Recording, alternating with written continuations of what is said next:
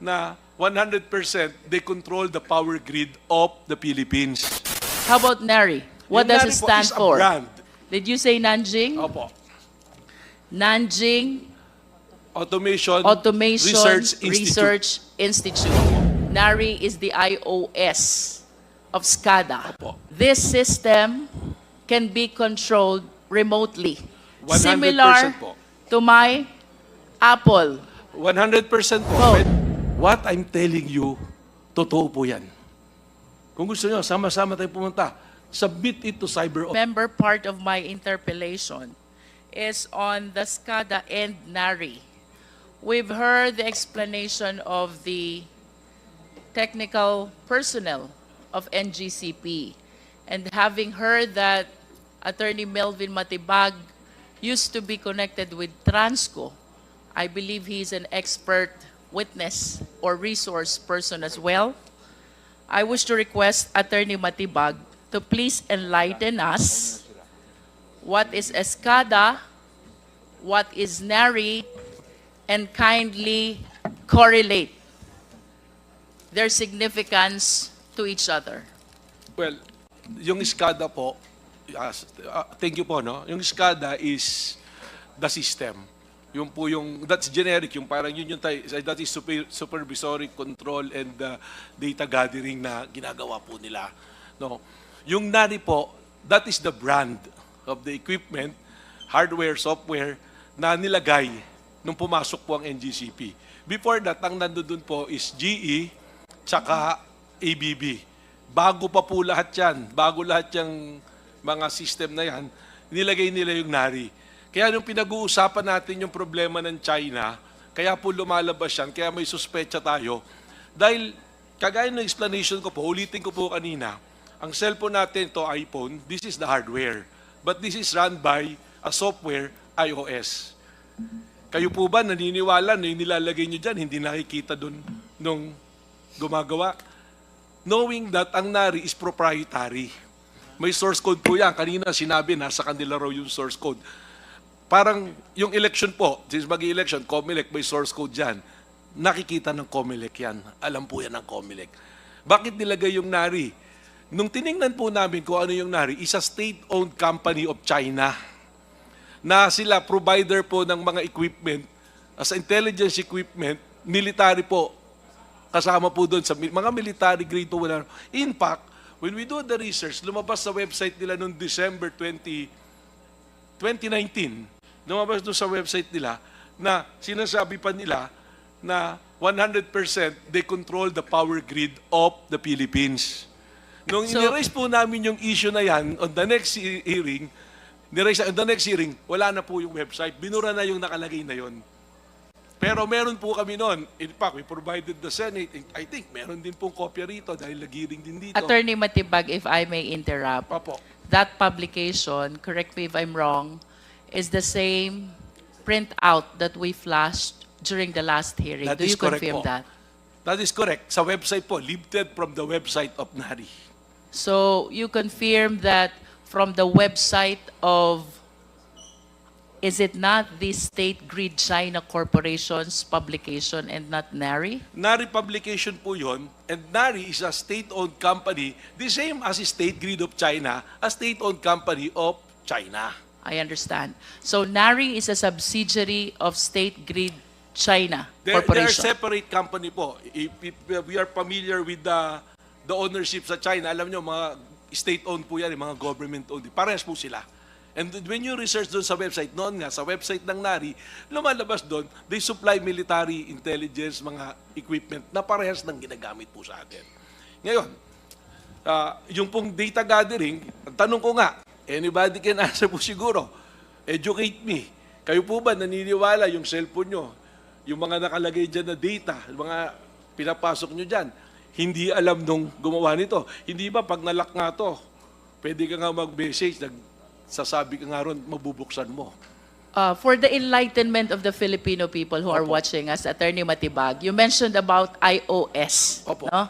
So let me borrow your term.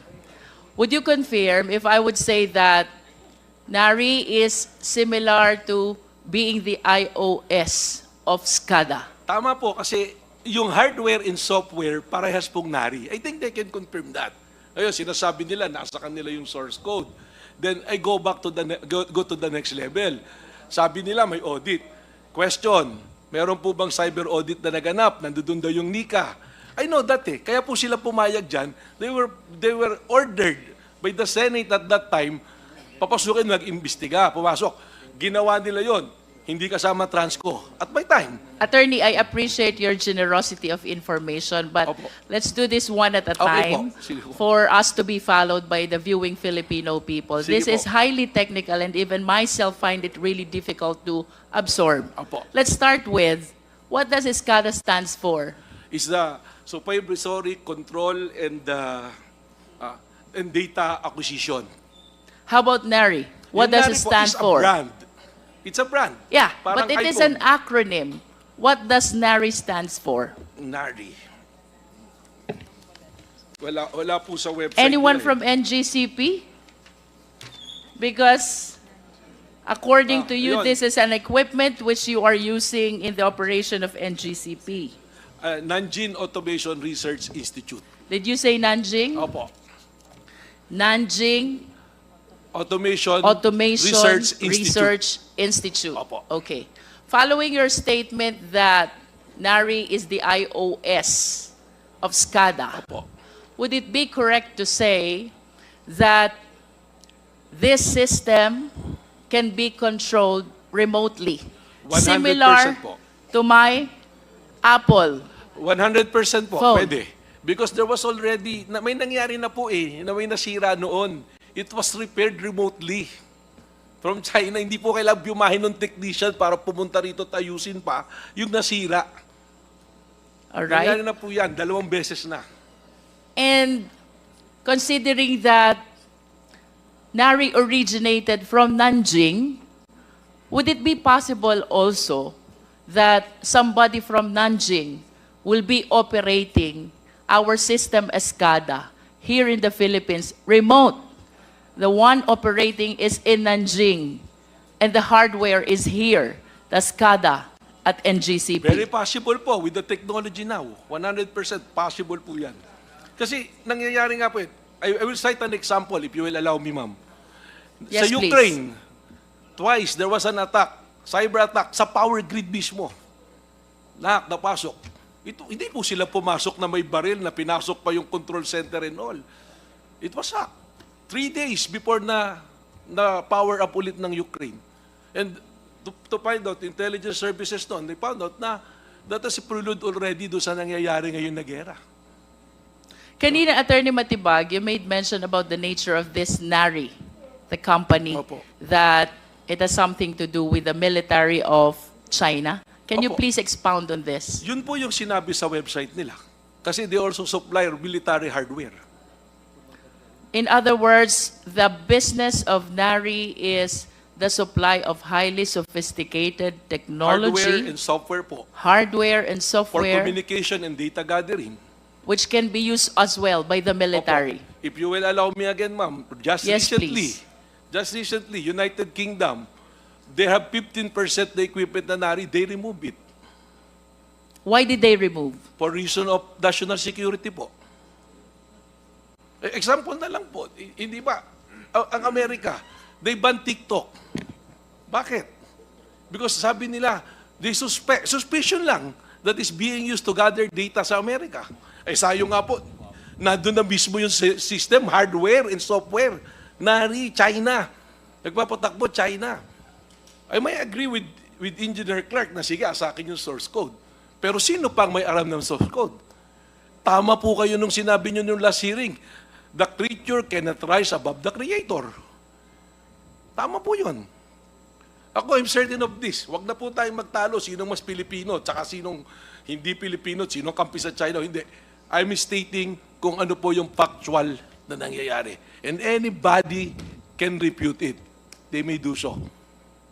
Mr. Chair, considering that the informations which are being shared to us by Attorney Matibag is indeed alarming, would it be possible for the committee to invite a representative from NARI, Nanjing Automation Research Opo, Research Institute. Institute. I believe this is a Chinese Yes. corporation. Oh, ma'am, if you will allow me, no? Please. This is really, ako po natatakot. Bumubulong nga ako kay Chair mo na hindi na lang yung pera yung pinag-uusapan natin dito eh. We're talking about our sovereignty. Sovereignty yan natin. And our sovereignty has no price tag. Hindi na po tayo kailangang lusubin or anything eh. Kalikutin lang nila yung power grid natin. Just imagine, anyone who's listening now, and anyone who's saying na wala pupuntahan itong pinag-uusapan natin na to, isipin nyo lang, 1 linggo, 2 linggo, 1 buwan wala tayong kuryente. Madali po yung sinasabi nila eh. Sasabihin nila, I'm guaranteeing it, I'm guaranteeing it. Pag nangyari na po, asan tayo lahat? Asan tayo lahat? UK made the move. Ako po, kaya ako nagsasalita ng ganito. My position before, I'm not talking about the commercial transaction na ng NGCP. Okay na yan. May pera, may kinikita. It's good thing. One good congressman mentioned about the Maharlika Wealth Fund. It's a sovereign wealth fund. Ang tawag niyan, sovereign wealth fund. In fact, I'm writing an article sa dyaryo, sinulat ko yan, that we must support the Maharlika Wealth Fund and invest it in transmission. Kasi total, may 20% na dapat dinisperse to the public. The reason why is hindi para kumita yung gobyerno, for me, but the reason is to protect our sovereignty. Para meron tayong magche-check man lamang. I mean, people na nandirito, mga taga-NGCP, there are employees, there are officers. They're making their livelihood out of NGCP. We cannot fault them for defending it. If I'm on their side, baka mas malala pa yung ginagawa ko. But now I'm standing here not as a president of Transco, as an individual, as a citizen, na tinitingnan ko. What I'm telling you, totoo po yan. Kung gusto nyo, sama-sama tayong pumunta, submit it to cyber audit. Mr. Chair, may we ask the NGCP if it is possible for them to provide us a representative from NARI?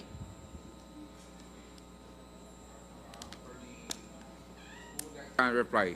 Attorney Paul, Attorney...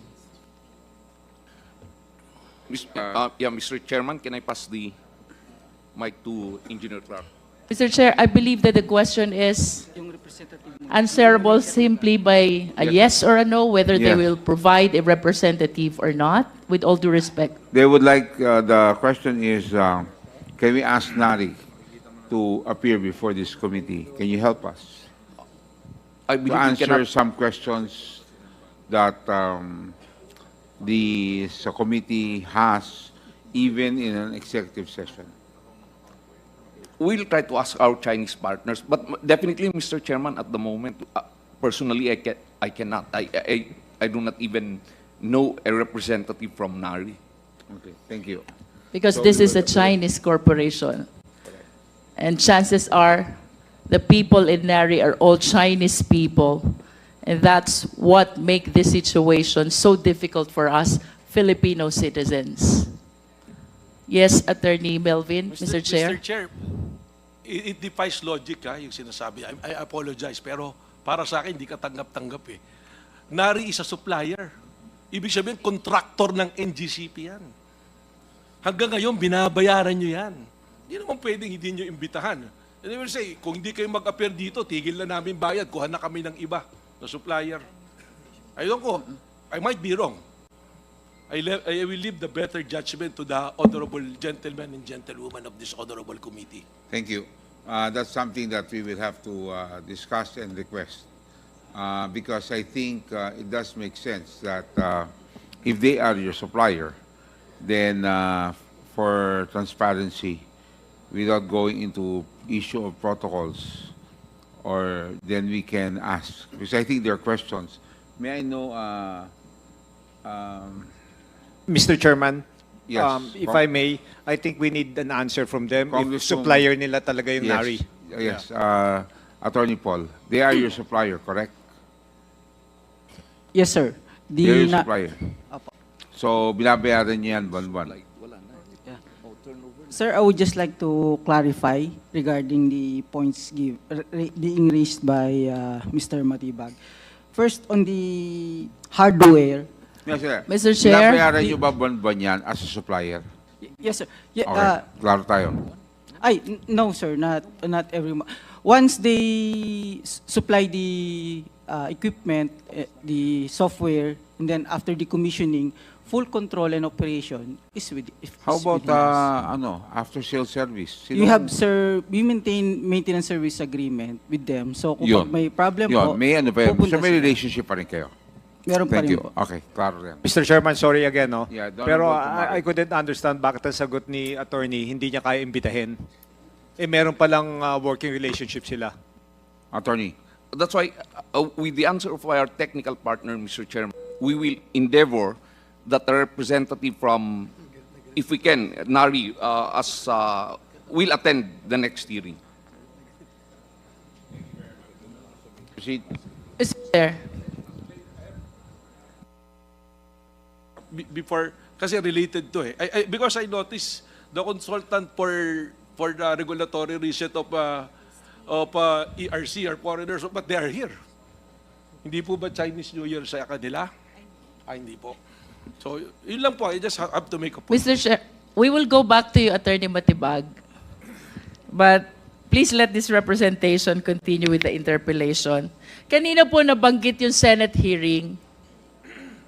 Our resource person relayed to us that President Almeida made a testimony about the cyber attacks, whether it is against the corporate system or the system of NGCP. I wish to be certain. The committee wishes to be certain. We have reports as well that in the same Senate inquiry, Transco consultant by the name Ronaldo Del Mundo testified that NARI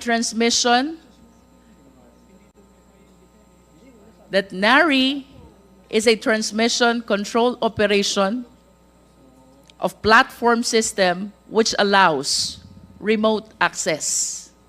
This is according to consultant Ronaldo Del Mundo of Trasco. And to add, Mr. Chair, in the same Senate inquiry, the same Mr. Del Mundo testified as well that NARI